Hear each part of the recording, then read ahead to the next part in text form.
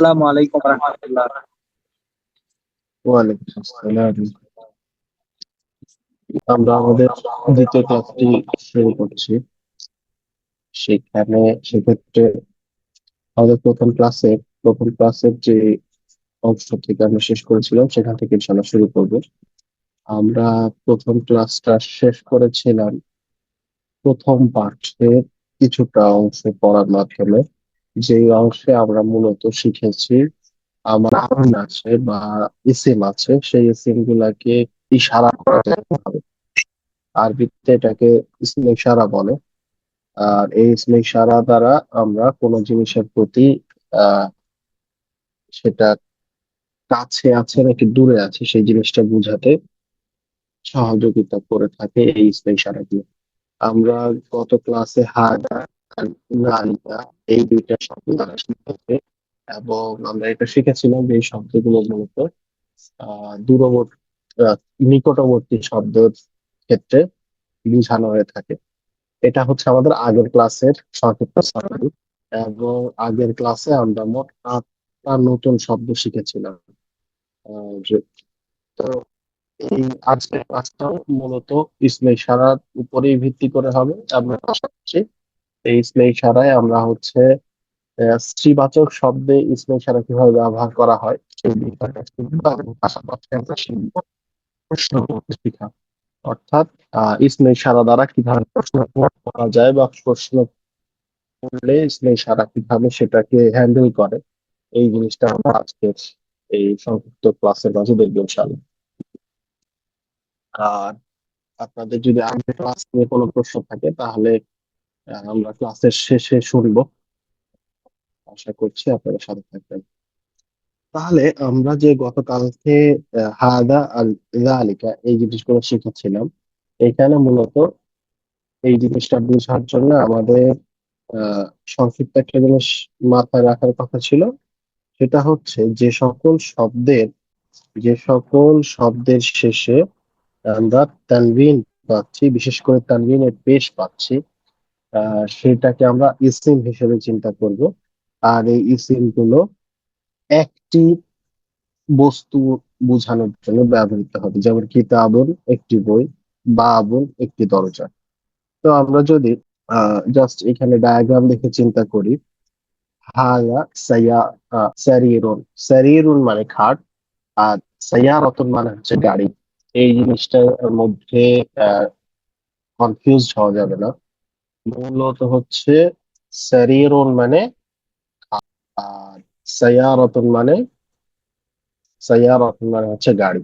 ঠিক আছে। তো আমরা পরের শব্দগুলো একটু আগে শিখে দিই। প্রথম যে শব্দটা, সেই শব্দটা হচ্ছে মাদ্রাসাতুন। মাদ্রাসাতুন মাদ্রাসাতুন মানে হচ্ছে, আমরা মাদ্রাসাই বলছি, মূলত বিদ্যালয় বা স্কুল। এরপর হচ্ছে মিসতরাতুন। মিসতরাতুন হচ্ছে রুলার, যেটাকে আমরা স্কেল বলে চিনি। তারপরে কুররাসাতুন মানে হচ্ছে খাতা, কুররাসাতুন। তারপরে হুজরাতুন। হুজরাতুন বা গুরফাতুন মানে হচ্ছে কামরা। মানে একটা ঘরকে যে বলে গুরফা, সেই একটা ঘরের সীমানা কি বলে হুজরা। তারপর হচ্ছে সাব্বুরাতুন। সাব্বুরাতুন মানে হচ্ছে ব্ল্যাকবোর্ড। এরপরে হাকিবাতুন একটি ব্যাগ। আর এরপরে হচ্ছে তাওবিলাতুন একটি টেবিল। নাফিদাতুন নাফিদাতুন একটি জানালা। এখানে আমি গতকালকে আপনাদেরকে আহ জাল এই জালের উচ্চারণের জায়গাটা বলার চেষ্টা করেছিলাম, আশা করি আপনাদের মনে আছে। আজকে আপনাদেরকে আরেকটা শব্দের হরফের উচ্চারণ বলে দেই। সেটা হচ্ছে এই যে আহ, আমরা দাঁতের উপরের দাঁতের মাড়িতে থেকে যেহেতু শিখছিলাম, সেখান থেকেই বলি। এটা ধরেন উপরের দাঁতের মাড়ি, আর আপনার এইখানে হচ্ছে জিহ্বাটা। তো এই দাঁতের এই মাথার একটু উপরে থেকে আপনি জিহ্বাটা এই জায়গায় লাগান। এই জায়গায় লাগায় যদি উচ্চারণ করেন তাহলে উচ্চারণ হবে দাল। দাল। তাহলে পাশাপাশি আমরা দুইটা হরফের উচ্চারণ শিখলাম, একটা হচ্ছে দাল, একটা হচ্ছে জাল। দাল যে উচ্চারণটা, এই এইটার উচ্চারণটা হবে একদম এই যে উপরের দাঁতের পাটির মাথা আর হচ্ছে জিহ্বার মাথা একখানে। কালার দিয়ে দেখাই তাহলে শুরু করি। জিহ্বার মাথা আর হচ্ছে উপরের দাঁতের পাটির মাথা একখানে হবে। আর দালের উচ্চারণের ক্ষেত্রে এটা ধরেন আপনার আহ, উপরের দাঁতের পাটিটা এখানে আর হচ্ছে জিহ্বাটা একদম মাথার একটু উপরে লাগবে, তাহলে দাল উচ্চারণ করতে আমাদের জন্য সুবিধা হবে। ঠিক আছে, তাহলে দাল দাল এই দুইটা শব্দ আমরা শিখলাম। তাহলে এইখানে আমরা যে নতুন আটটা শব্দ শিখলাম, এই শব্দগুলোর একটা প্যাটার্ন খেয়াল করেন। এই শব্দগুলোর শেষে, সবগুলোর শেষে একটা গোলতা আছে। ও, এই দেখেন গুলোর শেষে একটা করে গোলতা আছে। এই যে এটা আমাদের আরবি হরফ বা আরবি শব্দের জন্য অনেক গুরুত্বপূর্ণ একটা ইন্ডিকেটর। যদি আমার যে কোনো আরবি হরফের আরবি ইসিমের শেষে গোল তা যুক্ত হয়, তাহলে সেটাকে আমরা বলবো মুয়ান্নাস। মুয়ান্নাস, মিম নুন মুয়ান্নাস, নুন সা, মুয়ান্নাস। হ্যাঁ, মুয়ান্নাস দ্বারা মূলত স্ত্রীবাচক শব্দ বোঝাবে, যেটাকে আমরা বাংলায় বলি স্ত্রীবাচক। এই স্ত্রীবাচক হওয়ার কারণে আমরা যে স্নেহ ইশারা শিখেছিলাম, স্নেহ ইশারার মাঝে থেকে আমরা কাছের জিনিস বোঝানোর জন্য আ দা এর পরিবর্তে আমরা ব্যবহার করব কি, এর পরিবর্তে আমরা ব্যবহার করব হা দিহি। আমরা ব্যবহার করব কি, হা দিহি। গোলতায়ের মতোই, জাস্ট হচ্ছে শেষে হা থাকবে। আর দূরবর্তী ওইখানে আমরা আগের টাতে শিখেছিলাম লিকা, কিন্তু সেটার জায়গাতে আমরা এখন ব্যবহার করব হচ্ছে তিলকা। হুম, তাহলে সেই জায়গা থেকে যদি আমরা চিন্তা করি, এটা মাদ্রাসা একটা ইমেজ আঁকার চেষ্টা করেছে। হাদা মাদ্রাসাতুন, এটি একটি মাদ্রাসা। মাদ্রাসাতুন, আমরা সহজভাবে এই জায়গাতে বারবার গুলাই ফেলতে পারি, সেজন্য আহ বলতে চাচ্ছি যে মাদ্রাসা এই শব্দটা আমরা শুনতে অভ্যস্ত, তাই এটা হয়তো বা পুরুষবাচক হয়ে হাদা বলে ফেলতে পারি। কিন্তু এখানে অবশ্যই খেয়াল রাখতে হবে যেটার শেষে একটা একটা গোলতা আছে। হ্যাঁ, গোলতা থাকলে হাদার পরিবর্তন হাদিহি ব্যবহার করবো। হাদিহি মাদ্রাসাতুন, হাদিহি মাদ্রাসাতুন, এটি একটি মাদ্রাসা। এরপরে তিলকা সাব্বুরাতুন, তিলকা সাব্বুরাতুন, সাব্বুরাতুন, তিলকা সাব্বুরাতুন, ওটি একটি ব্ল্যাকবোর্ড। হাদিহি হুজরাতুন, হুজরাতুন। সো হা উচ্চারণ হচ্ছে কণ্ঠনালী থেকে, এটা আমরা পরে কোনো একটা ক্লাসে শিখাই দেবো ইনশাআল্লাহ। হুজরাতুন, এটি একটি ঘর। তিলকা হাকিবাতুন, হাকিবা, ওইটি একটি ব্যাগ। হাদিহি কুররাসাতুন, কুররাসাতুন, রায়ের পরে একটা ছোট্ট টান হবে। হাদিহি কুররাসাতুন, হাদিহি কুররাসাতুন। আপনার যদি মিউট করা আছে তারপরও আপনারা নিজের জায়গা থেকে আমি যখন পড়ে দিচ্ছি তখন একটু কাছাকাছি সময় উচ্চারণ করে নেওয়ার চেষ্টা করবেন, তাহলে আশা করি আপনাদের জন্য সহজ হবে। পরের শব্দটা হচ্ছে তবিলাতুন। তবিলাতুন মানে টেবিল। তিলকা তবিলাতুন, তিলকা তবিলাতুন, তিলকা তবিলাতুন। ত এর পরে একটা টান হবে, ত হবে, ত একটু লম্বা টান হবে। তিলকা তবিলাতুন, তিলকা তবিলাতুন, ওইটি একটি টেবিল। হাদিহি মিসতারাতুন, মিসতারাতুন। দেখেন আগের শব্দে আমরা তবিলা পড়েছি, এখানে সরাসরি মিসতরা, তরা, তরা, মিসতরাতুন। হাদিহি মিসতরাতুন, হাদিহি মিসতরাতুন, এটি একটি রুলার। রুলার বলতে আমরা বোঝাচ্ছি মূলত আমাদের যে স্কেল, সেটাকে সেটাকে রুলার বলে, আমরা স্কেল বলতে অভ্যস্ত। মূলত স্কেল বলা হয় যেটা দিয়ে মাপা হয় নিক্তি বা ওজনের স্কেল, আর এটা রুলার। হাযিহি মিসতারাতুন, আর আগেরটা ছিল তিলকা তাওবিলাতুন। পরে হচ্ছে হাযিহি সাবুরাতুন। সাবুরাতুন, বায়ের যেহেতু পেশ আছে, সাব্বু আর পরে ওয়াও, তাই এখানে একটু লম্বা টান হবে, সাবুরাতুন। সাবুরাতুন। হুম? এইটাতে এই যে আমি যে টানের বিষয়গুলো বলছি, এটা নিয়ে টেনশন করার দরকার নেই। আমি ওই শব্দের মাঝে যে শব্দগুলোতে টান নিচ্ছি আপাতত সেগুলোতে টান নেন, যদি আগে থেকে কায়দা জানা না থাকে। আহ, পড়ানোর ফাঁকে ফাঁকে ইনশাআল্লাহ কোনো এক সময় আমি এটা কায়দাটা বলে দিব, সহজ একটা কায়দা, আহ, মনে থাকবে ইনশাআল্লাহ। এখন আপাতত আমরা আজকে দিয়ে মোট 8টা শব্দ আর আগে 8টা শব্দ, 16টা শব্দ শিখছি। এর মধ্যে 2-3টা জায়গায় টান আছে, সে টানগুলো আমি করে দেখাচ্ছি, ইনশাআল্লাহ আপনারা সেভাবে চেষ্টা করলে আপনাদের জন্য সহজ হবে। তো এইখানে শব্দটা হচ্ছে হাদিহি। হাদিহি সাব্বুরাতুন। সাব্বুরাতুন। বু বু সাব্বুরাতুন। এটি একটি ব্ল্যাকবোর্ড। তিলকা নাফিযাতুন। না এর পরে একটা ছোট্ট টান হবে। তিলকা নাফিযাতুন। তিলকা নাফিযাতুন। নাফিযাতুন, ওইটি একটি জানালা। هذه طاولة. هذه طاولة. هذه طاولة. تلك مسطرة. تلك مسطرة. تلك مسطرة. তিলকা, এটি একটি খাতা। সর্বশেষ স্ত্রীবাচক শব্দ বা মুয়ান্নাস দ্বারা আমরা এখানে পাচ্ছি কেইবাতুন। কেইবাতুন। কেইবাতুন। হ্যাঁ, এখানে কায় একটু টান হওয়া দরকার, কিন্তু সাধারণত ব্যবহারের ক্ষেত্রে আমাদের হাকিবা বলা হয়। হাকিবা বললেই সাধারণত বোঝা যায়। পরের পরে আরো নতুন কয়েকটা শব্দ এসছে।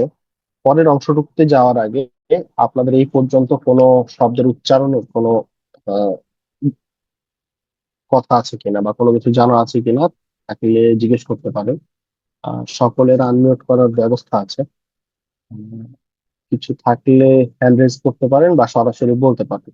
অ- যদি কিছু বলার না থাকে তাহলে আমি পরের অংশটুকুতে যাবো ইনশাআল্লাহ। কারো কিছু বলার আছে? তাহলে আশা করছি নেই। এই পর্যন্ত আমরা যে অংশটুকু পড়লাম সেই অংশটুকুতে আমাদের মোট 16টা নতুন শব্দ আমরা শিখেছি। খেয়াল করে দেখবেন প্রত্যেকটা শব্দের শেষে তানবিন আছে, এবং তানবিন থাকার কারণে এই শব্দগুলো একটি বস্তুকে বোঝাচ্ছে। এটা হচ্ছে প্রথম আমরা শিখলাম। দ্বিতীয় বিষয় হচ্ছে আমাদের এইখানে এই 16টা শব্দের জন্য আমরা 4টা সহযোগী শব্দ শিখেছি।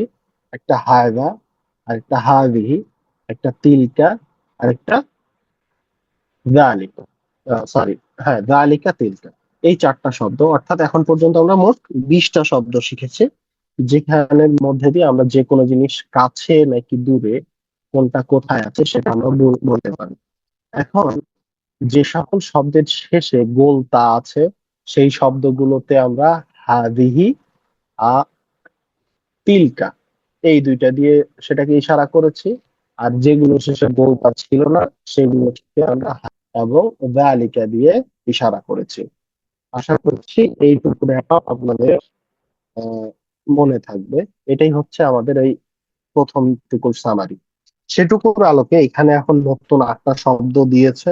এই 8টা শব্দের কোনোটাতে গোলতা আছে, কোনোটাতে নেই। তো আমরা সেই আলোকে হাদা হাদিহির ব্যবহারগুলো করব। তাহলে আহ আমাদের প্রথম শব্দটা হচ্ছে কুফলুন। কুফলুন। কুফলুন। কুফলুন মানে হচ্ছে তালা। কুফলুন একটি তালা। দোকন। সন্দোকন।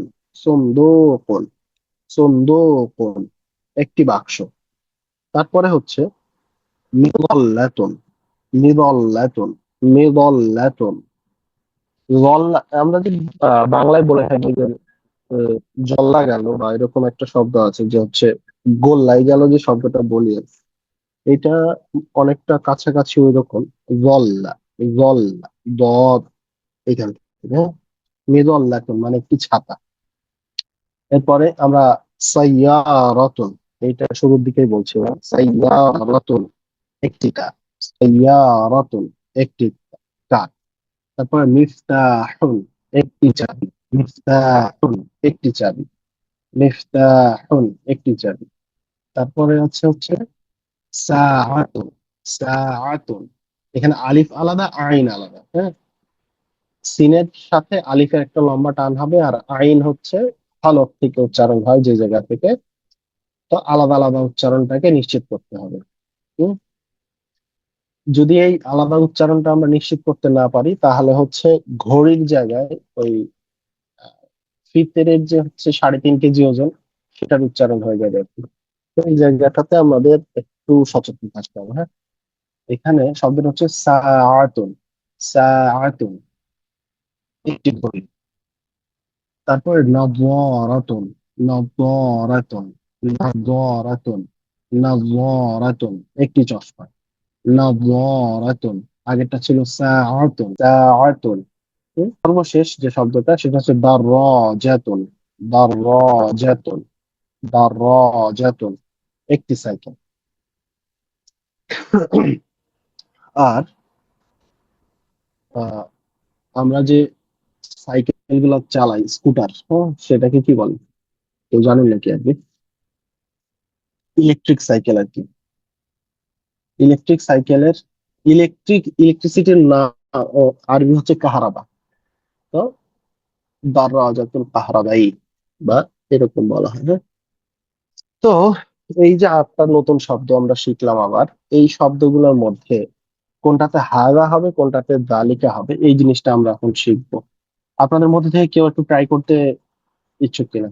কেউ একটু ট্রাই করবেন কোন একটা শব্দ দিয়ে? যেমন একটি তালা, এটার যে আরবিটা, এটা যদি দূরে থাকে তাহলে সেটার আরবি কি হবে? যারা আছেন তাদের মধ্যে থেকে কেউ একজন। আরেকবার যদি বলতেন। এই যে আহ আমরা তো এতক্ষণ যে পড়লাম, এই পড়ার মাঝে এইখানে আমাদের যে ইয়াটা আছে, সেখানে প্রথম শব্দটা একটি তালা। এই একটি তালার আরবি কি হবে? উফলুন। একটি তালা, কুফলুন। জি। তাহলে এটাকে যদি আমরা বলি, ওই যে একটি তালা বা দূরবর্তী একটা তালা, এটাকে কি হবে? হাজা কুফলুন। ঠিক আছে, কিন্তু দূরবর্তী যে বলছিলাম, আপনি যদি একটু বলে দিতেন আরেকবার। হাদা হচ্ছে কাছাকাছির জন্য, হ্যাঁ, আর দূরের জন্য হচ্ছে জালিক।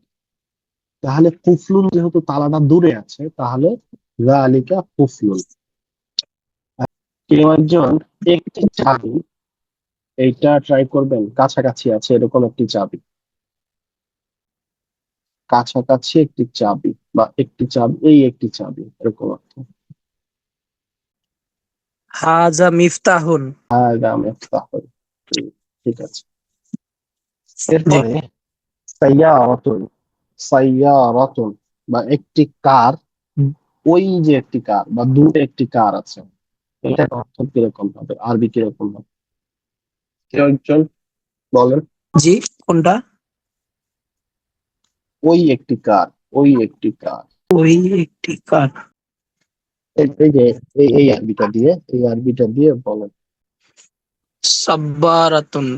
এটা হচ্ছে এটা সাইয়ারাতুন। সাইয়ারাতুন, এটা ইয়ারা। সরি, সাইয়ারাতুন। হুম। হাজিহি সাইয়ারাতুন। হুম। ওইটি।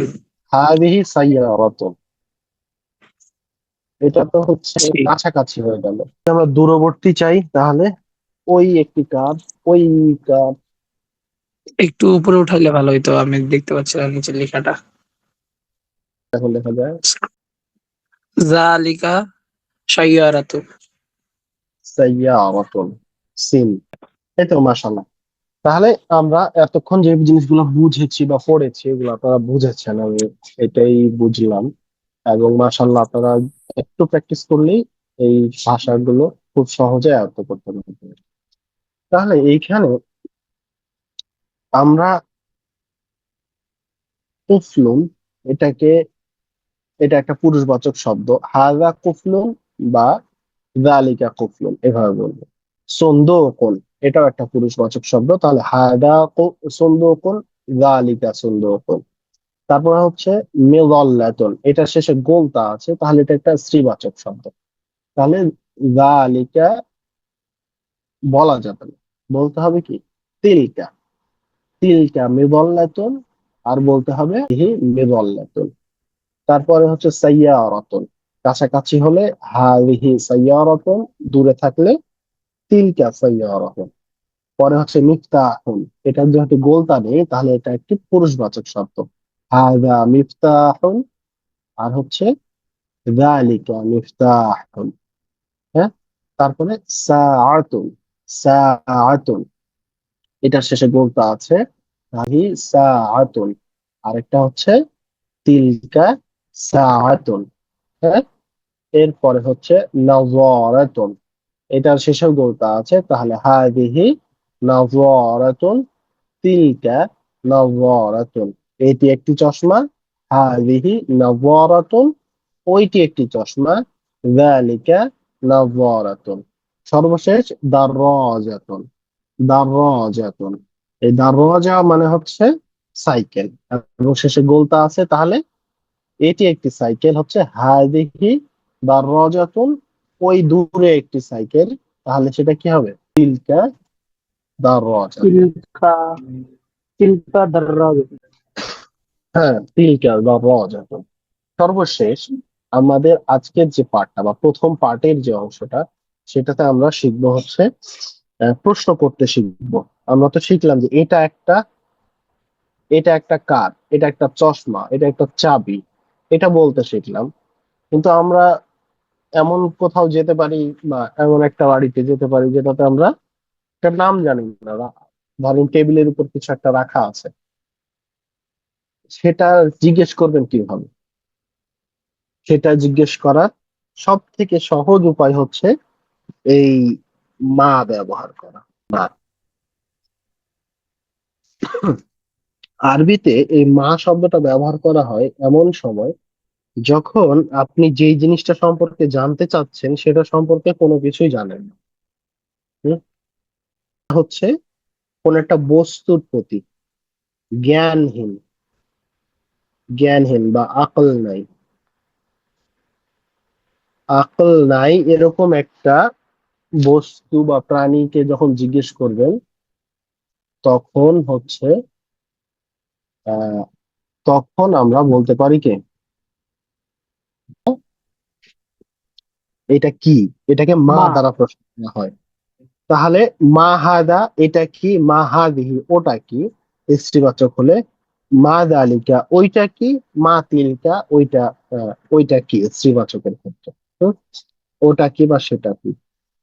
তো আমাদের আর 10 মিনিট সময় বাকি আছে এই মিটিং এর, আমরা এর মধ্যে শেষ করবো ইনশাল্লাহ। হচ্ছে মা হাদা এটা কি, হাদা কিতাবুন, কিতাবুন কলামুন মানে কলম। মা হাদিহি এটা কি, হাদিহি মিসতারাতুন, মা তিলকা ওইটা কি, তিলকা সাবুরাতুন।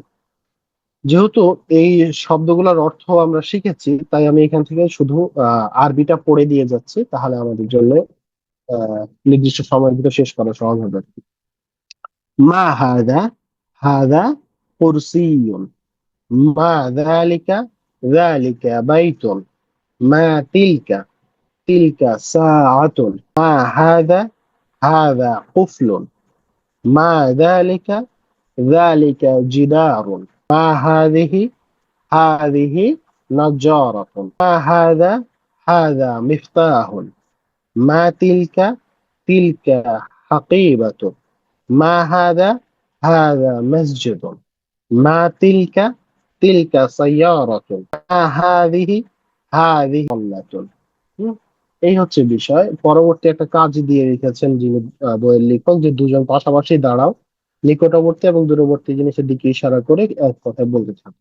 অর্থাৎ এই জিনিসগুলো আপনি 2-3 বার করে যখন বলবেন তখন আপনার জন্য পড়াটা সহজ হবে ইনশাআল্লাহ। ঠিক আছে? তো আমি আপনাদের, যেহেতু আপনাদের এখানে 2-3 জন করে বলার সুযোগ নেই, তাই আমার পরামর্শ থাকবে যে আপনারা 2-3 বার করে উচ্চারণ করে এটা হচ্ছে যে গ্রুপে দিতে পারেন। ক্লাসের গ্রুপ, মানে যে গ্রুপটাতে আমরা প্র্যাকটিস করতেছি, এই গ্রুপটাতে দিলে আপনারাও দিলেন, আপনাদের প্র্যাকটিস হলো, পাশাপাশি আমি কোনো উচ্চারণে যদি আপনাদের সহযোগিতা লাগে সেটা পার্সোনালি জানাতে পারবো ইনশাল্লাহ। আর আরেকটা বিষয় হচ্ছে যে এই পৃষ্ঠাটা, মানে এই পিডিএফটা ডাউনলোড করে নিতে পারেন, একটা কাজ। দ্বিতীয় কাজ করতে পারেন, আশেপাশে লাইব্রেরিতে যদি পাওয়া যায় তাহলে কিনে নিতে পারেন। তারপরে এই পাশে যে ফাঁকা জায়গাগুলো পেন্সিল দিয়ে লিখতে পারেন এগুলোতে। যেমন এখানে মা গালিকা গালিকা জিদার, এটা তো ফাঁকা, দেখা যাচ্ছে না। আপনাকে এটা ফাঁকা রেখেছে মূলত আপনি যেন আহ আপনার মস্তিষ্ক থেকে মুখস্থ শব্দটা খুঁজে বের করে নিয়ে আসতে পারেন ওই জন্য। তো এটা যদি লিখেন তাহলে পাশাপাশি আপনার লেখার কাজটাও হয়ে যাবে। যারা লিখতে পারেন না তারা লিখতে শিখবেন ইনশাআল্লাহ। তো এই হচ্ছে আজকের ক্লাস, প্রথম ক্লাসটা আমরা শেষ করলাম 2 দিনে। আর এই হচ্ছে বিষয়। কারো কোনো কথা আছে কিনা? না থাকলে আমরা শেষ করতে পারি। আহ আমি রেকর্ডিংটা অফ করছি, কারো কোনো কথা থাকলেও বলতে পারেন।